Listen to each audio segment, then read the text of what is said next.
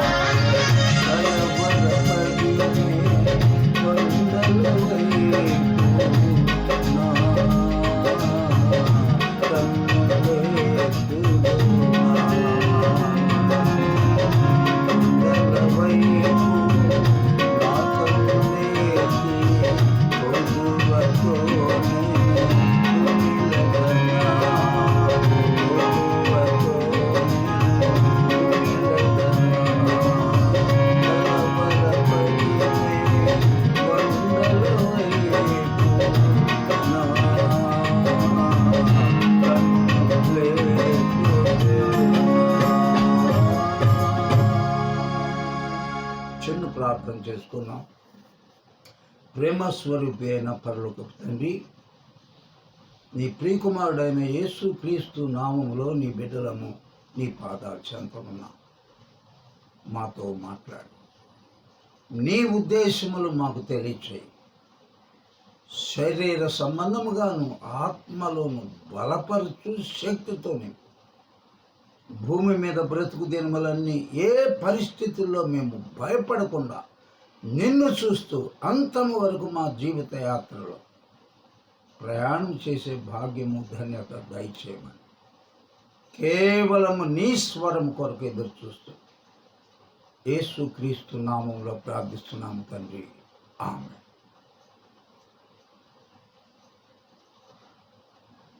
దేవుని ప్రజలారా, ప్రవక్త అయిన యోనా గ్రంథము ధ్యానం చేసుకుందాం ఈరోజు.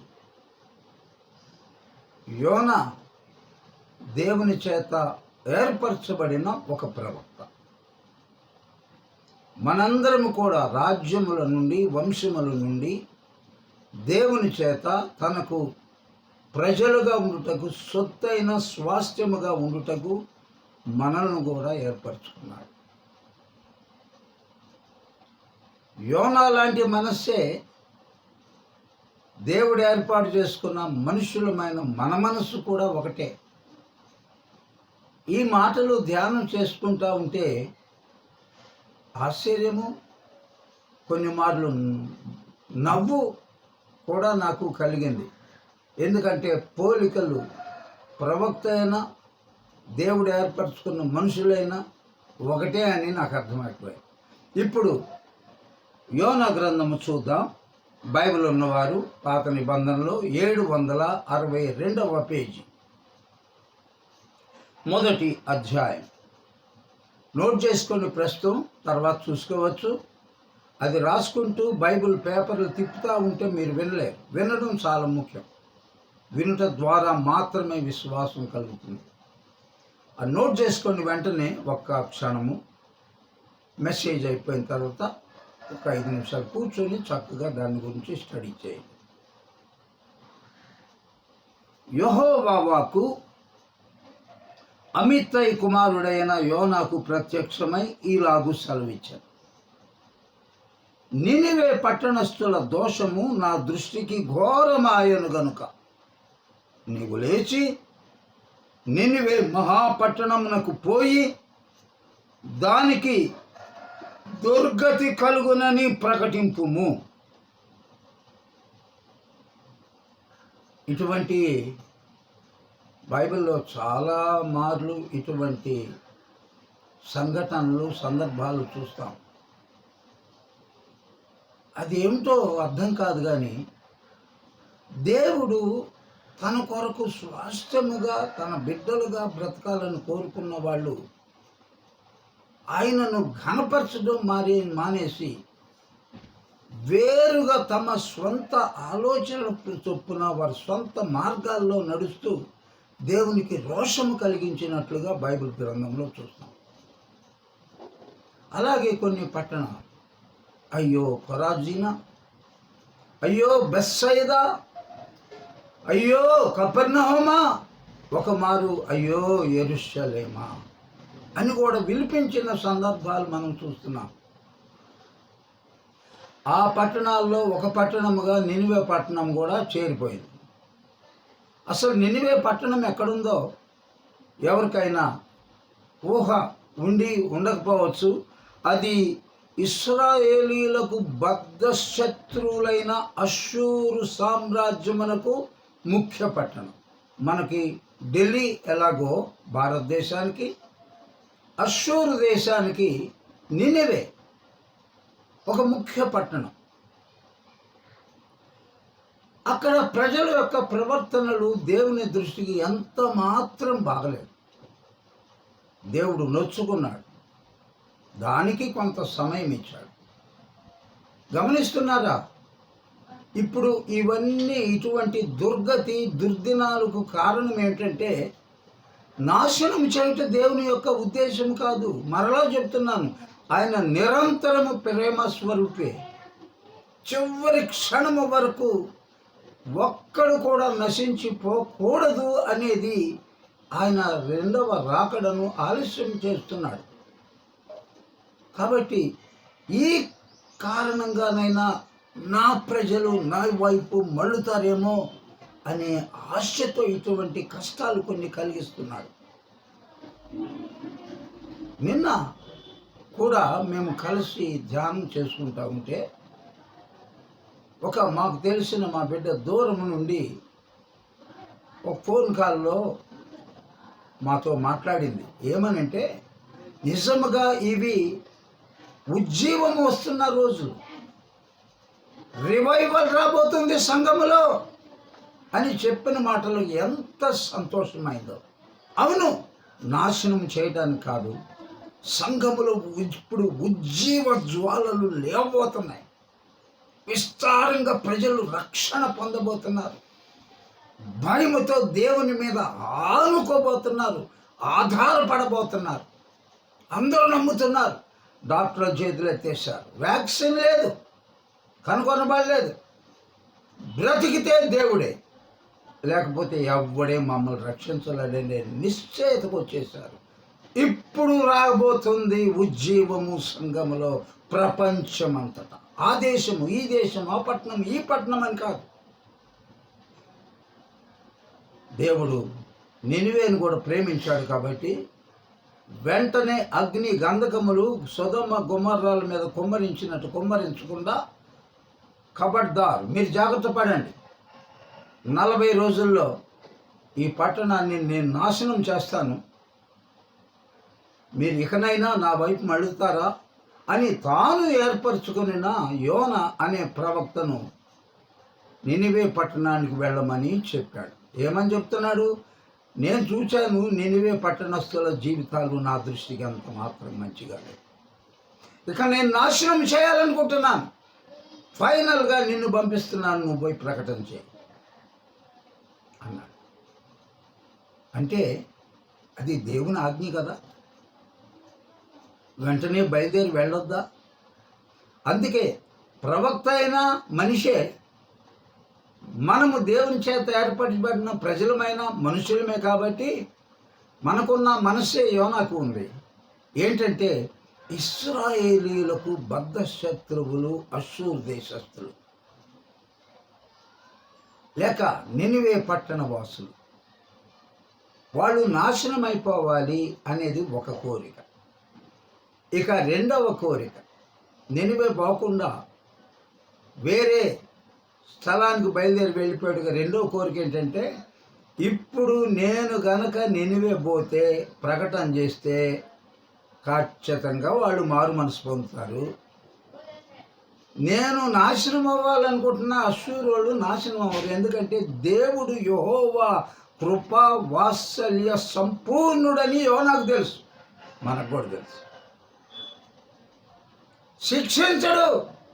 నేను పోయి వేస్ట్, నేను పోయి చెప్తే మాత్రం ఈ మాటలు ఖచ్చితంగా అంగీకరిస్తారు, మారు మనసు పొందుతారు, నా కోపం, నా పగ తీరదు. మనం కూడా అంతే కదా. మనం ఏం చేస్తాం? మనకేమి లేకపోయినా పర్లేదు, వాడు బాగుపడకూడదు. మనకు అది లేకపోయినా పర్లేదు, వాడికి అది ఉండకూడదు.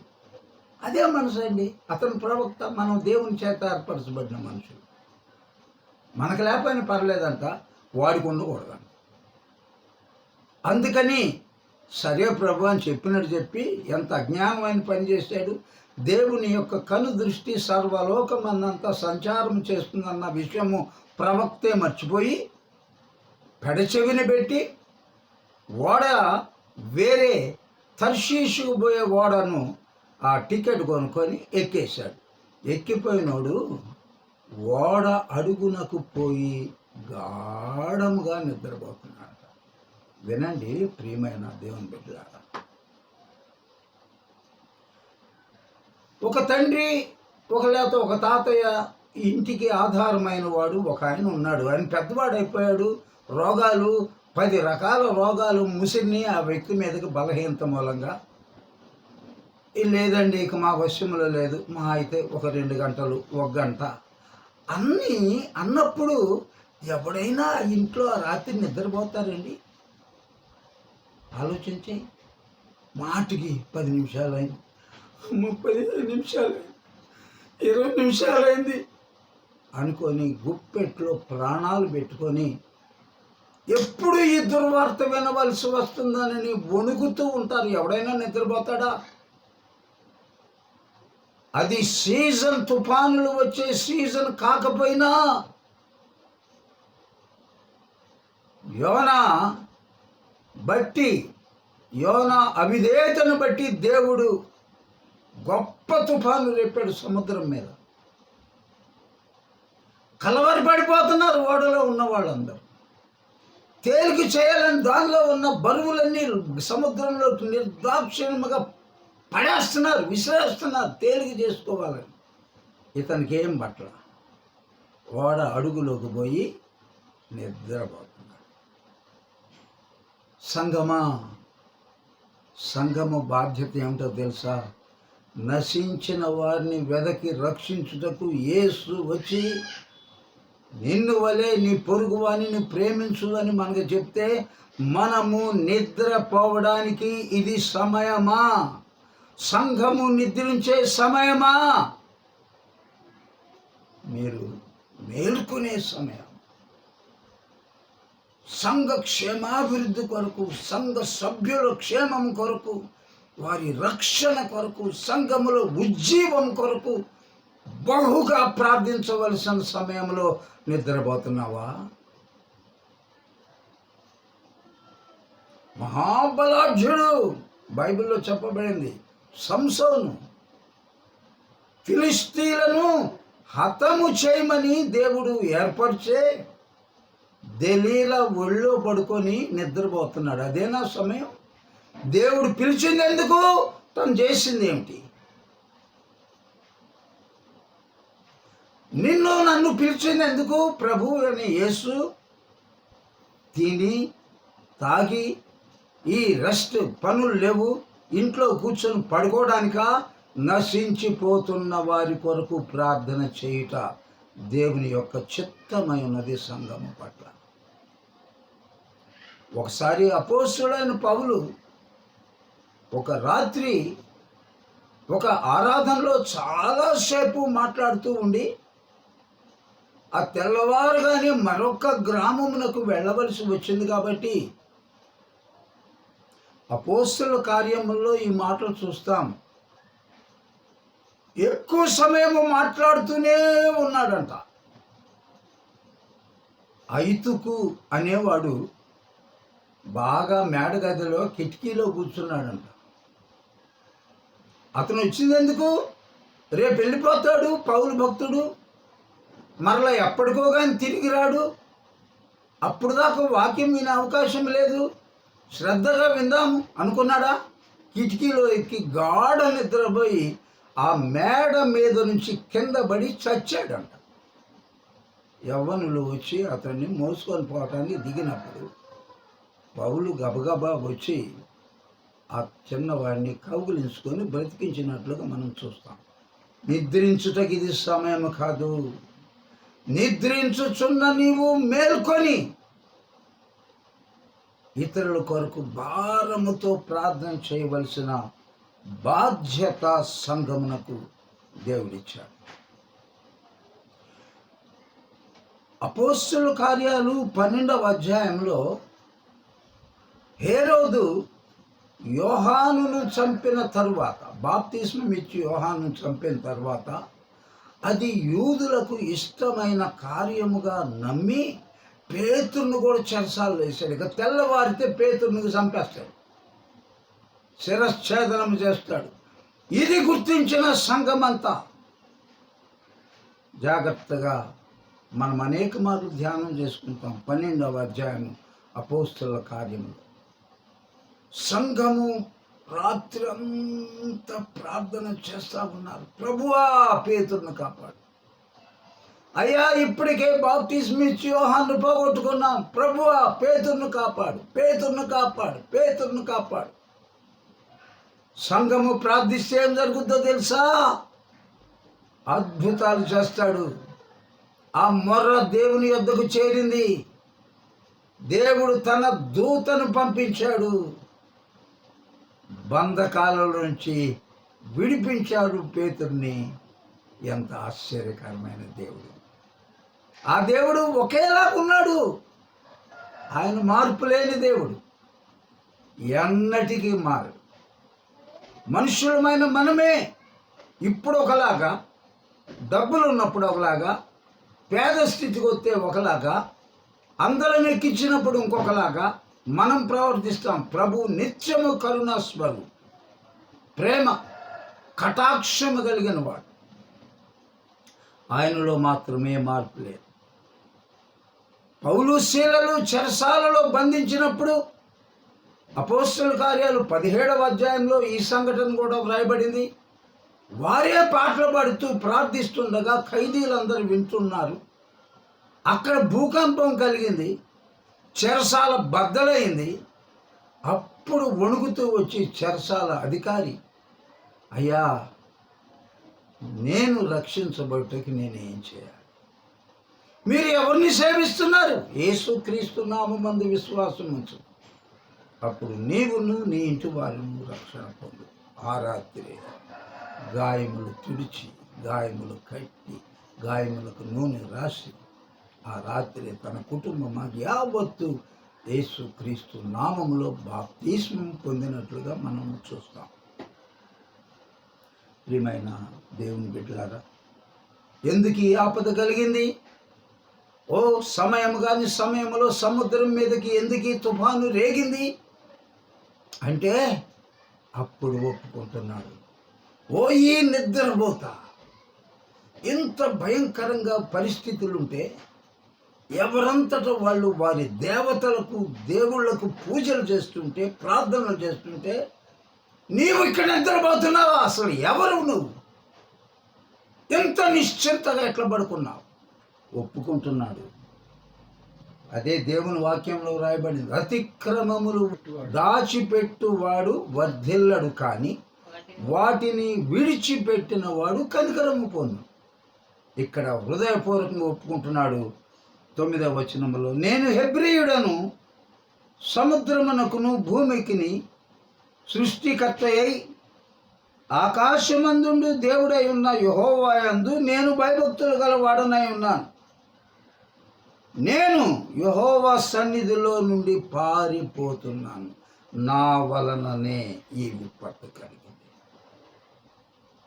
కరోనా వైరస్ అన్ని దేశాల్లో విజృంభించడానికి కారణం మనమే నిశ్చయముగా మనమే. మన దోషములు, మన పాపములు ఆకాశమునకు అంటుతూ ఉన్నాయి. ఇది నిజముగా సుఖపడే దినాలు కాదు, నిద్రించే దినాలు కాదు. చేతులెత్తి ఐగుప్తీయులు 430 సంవత్సరాలు ఐగుప్తులో ఉండగా మొర్రపెట్టినట్టు మొర్రపెట్టవలసిన సమయం ఇది. ఈ సమయంలో నీ ఆక్రనందనలు వినబోతున్నాడు. తన దూతను పంపిస్తాడు, దీన్ని ఆపేస్తాడు. ఆయన సర్వశక్తిమంతుడు. అది పొందిన తరువాత మనము త్వరలో ఇదే ముగిసిపోతుంది. పొందిన తర్వాత, క్షేమస్థితి పొందిన తర్వాత కృతజ్ఞత లేకుండా తిరిగి మనము లోకంలో తిరిగి మళ్ళకూడదు. ఆయనను హత్తుకొని ఉండాలి. కాబట్టి ప్రియమైన దేవుని బిడ్డలారా, 12వ వచనం, యోనా, నన్ను బట్టి ఈ గొప్ప తుఫాను మా మీదకు వచ్చినని నాకు తెలిసి ఉన్నది. నన్ను ఎత్తి సముద్రంలో పడవేయుడి, అప్పుడు సముద్రము మీ మీదికి రాకుండా నిమ్మళించునని అతడు వారితో చెప్పాడు. నీ కుటుంబంలో అల్లకల్లోలము కారణమేంటి? సంఘములో అల్లకల్లోలమునకు కారణమేంటి? వ్యక్తిగత నీ జీవితంలో అల్లకల్లోలములకు కారణమేంటి? నీలో ఏమున్నాయి దేవునికి విరోధమైనవి? అవి తీసివేస్తావా? సముద్రంలో పడవేస్తావా? వాటికి నుండి దూరంగా ఉంటావా? నీ హృదయమును భద్రపరుచుకుంటావా? ఆయన చేతికి అప్పగిస్తావా? ఆయన రక్తంలో కడుక్కుంటావా? నీకప్పుడు సమాధానం కలుగుతుంది. అలాగూ యోనా మాటలు ఆలకించిన ప్రజలు, ఓడలో ఉన్న ప్రజలు ఇక తప్పదు, ఇది పాపమైన అనేకులు బ్రతికిపోతాం, అనేకులు నరకానికి పోకుండా ఉండాలని కదా ఒక్క యేసుక్రీస్తు ప్రభు సిలువలో బలిగా అయ్యాడు మనందరి కొరకు. అలాగే షిప్లో ఉన్న వాళ్ళందరూ క్షేమంగా ఉండాలంటే యోనా ఒక్కడి సముద్రంలో త్రోసివేయబడాలి. వేసేశారు. క్షణములో రెప్పపాటులో సముద్రము నిమ్మళమైనది. పడవై సహోదరుడా సహోదరి, ఏది దేవుని దృష్టిలో నీలో దేవునికి అవిధేయమైనది?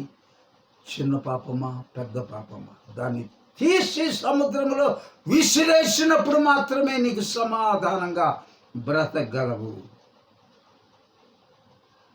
కాబట్టి ప్రియమైన దేవుని బిడ్డలారా, అందుకని సంఘము నేటి దినమున ఏం పని ప్రార్థన చేయాలి?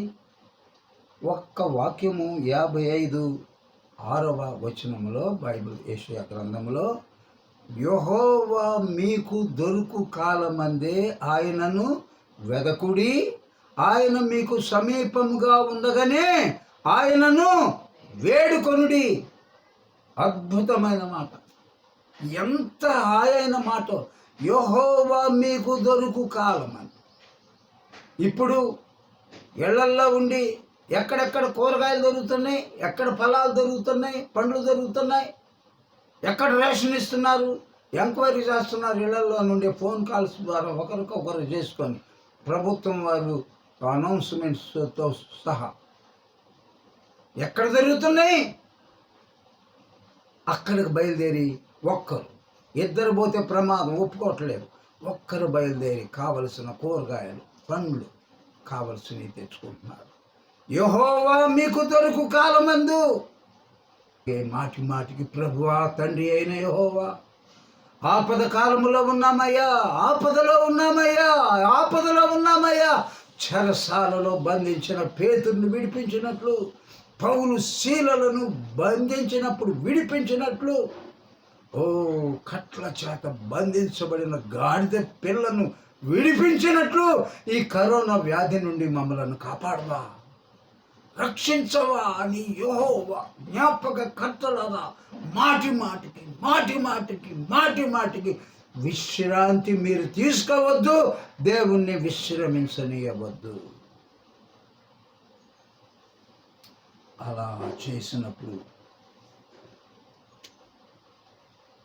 సముద్రంలో పడవేసిన ఆ యోనాను దేవుడు తన సంకల్పము ప్రకారం ఒక చేప మింగేసింది. యొప్పే దగ్గర పేతురు మేడగది మీద ఉండగా ప్రార్థన చేస్తుండగా ఆకాశం నుండి దుప్పటి వల్ల 4 చెంగులు పట్టుకొని దించబడిన పాత్ర లాగా వచ్చిందన్నాడే, దాని ప్రక్కనే ఒక్క అరఫర్లాంగ్ దూరంలో ఈ మధ్యధరా సముద్రం ఉంటుందండి. అక్కడ వెళ్ళినప్పుడు అది చూసి అంత ఆశ్చర్యపడ్డాను. యోనాను కక్కివేసిన స్థలము కూడా అక్కడ గైడ్ సుమారు ఈ ప్రాంతంలో యోనాను కక్కివేసిందండి. అప్పుడు మారు మనసు పొంది ఇంకొక టికెట్ అప్పుడు నినివే కొనుక్కొని పోయి, అది 123వ అధ్యాయంలో, నీవు లేచి నినివే మహాపురమునకు పోయి నేను నీకు తెలియచేయు సమాచారము దానికి ప్రకటన చేయుము. కాబట్టి యోనా లేచి యెహోవా సెలవిచ్చిన ఆజ్ఞ ప్రకారము నినివే పట్టణమునకు పోయాను. ఇక్కడ నినివే పట్టణము దేవుని దృష్టి గొప్పదై 3 దినముల ప్రయాణమంత పరిమాణము గల పట్టణం. ఒక మనిషి పొద్దున లేస్తే వరుసగా 3 రోజులు ప్రయాణం చేస్తే ఎంత ఉంటుందో, ఎంత దూరమో అంత మహాపట్టణం అని రాశాడు బైబిల్. ఒక్కరోజు ప్రయాణం అంతా దూరం పోయి ప్రకటన చేశాడు. 40 రోజుల్లో దేవుని యొక్క ఉగ్రత దిగి రాబోతుంది. నినివే ప్రజలారా, హృదయపూర్వకంగా ప్రకటన చేశాను. 40 రోజులు ఇంకంతే. 41 రోజు మీరు ఉంటారని తలంచొద్దు. చాలా విషమ పరిస్థితి అని చెప్పినప్పుడు, ఓ ఎంత ఆశ్చర్యకరమైన ప్రజలండి. చంటి బిడ్డలకు కూడా పాలివ్వలేదు తల్లులు, పశువులకు నీళ్లు పెట్టలేదు, గడ్డి వేయలేదు ప్రజలు, వారు ఆహార పానీయములు పుచ్చుకోలేదు ప్రజలు. కారణము ఇక 40 రోజులే. ఈ విషయం తెలిసిన నినివే పట్టణమును పరిపాలిస్తున్న మహారాజు సింహాసనం నుండి దిగివచ్చి తన వస్త్రములు కిరీటము తీసివేసి గోనె పట్ట కట్టుకున్నాడట. రాజు కూడా. దేవుని దృష్టికి రాజులు ఎవరండి? మనుషులు ఎవరు? అందరూ దేవుని చేసిన సృష్టి కదా. అప్పుడు దేవుని కోపము ఆగిపోయింది. దేవుడు అత్యంత ప్రేమ స్వరూపం. 28 ఏండ్లలో మన ప్రకటన 40 రోజులకి నాశనము కలుగుతుంది అని ప్రకటన చేసింది ఒక్కరోజే. మొత్తం దిగవచ్చారు రాజుల దగ్గర నుంచి సామాన్యుల వరకు, పసి బిడ్డలతో సహా. నువ్వు నేను ఇంకెంత సమయం కావాలి? 2020. ఇంకెంతకాలం నీ కోసం రాడు అనుకుంటున్నావు? రాబోతున్నాడు త్వరలో. జాగ్రత్త పడు. ఇంకొక 40 రోజులు ఉంటుందని తలంచొద్దు. ఏమో ఇదే అనుకూల సమయం, నేడే రక్షణ. మోకరించండి, ప్రార్థన చేసుకున్నాం.